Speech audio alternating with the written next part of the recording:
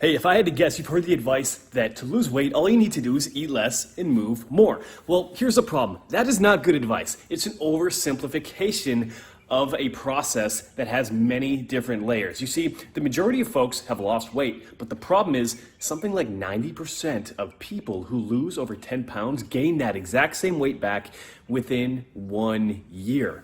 And the primary reason isn't because they aren't eating less or they aren't moving more. The problem is they haven't addressed the underlying habits that led to weight gain in the first place. So yeah, while the key is to be able to consume fewer calories than you're burning on a regular basis, only saying move more and eat less is a dramatic oversimplification of a complex process that also takes into account stress. It takes into account your social life, your personal life, and your work life, because all of these things at the end of the day feed into the actions that you take on a regular basis. So let's take a step back now and let's talk about habits. Habits sound boring, but the thing is, at the end of the day, we tend to revert back to our level of training. We don't elevate ourselves to what we necessarily want to accomplish. Therefore, if we want to be able to make better decisions without always having to rely on motivation, the key becomes changing the underlying habits. So here is the deal. When it comes to changing your habits, you need to start simple. Let's say you want to be able to work out 5 days per week. Wonderful, but if you haven't been working out at all, adding an hour worth of working out each day for 5 days is going to be a dramatic shift in what you're doing on a day-to-day basis, where it's going to disrupt your personal life, your social life, and your professional life to a point where it's difficult for you to stay consistent. And at the end of the day, consistency becomes the most important part when it comes to changing your habits and, as a result, changing your life. So when it comes to changing those habits, you want to start small. Instead of 5-hour-long workouts, maybe 5 10-minute walks each and every single day to start building activity into what you're doing. The reason being, consistency.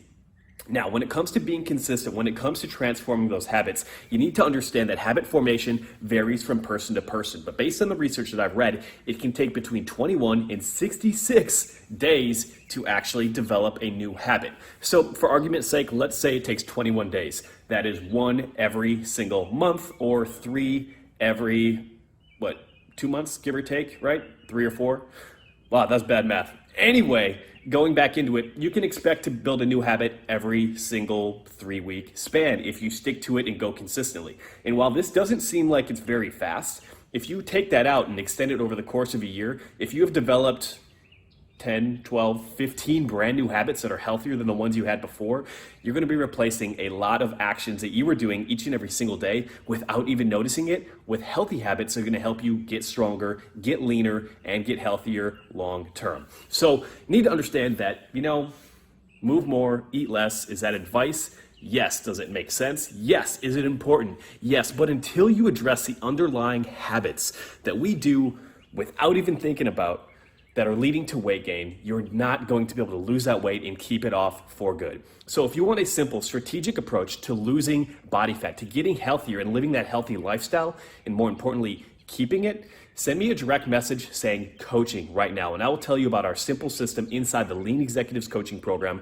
to help you get lean and improve performance so you can show up as the best version of yourself. All right, any questions, any comments, drop them below, and I will talk to you there.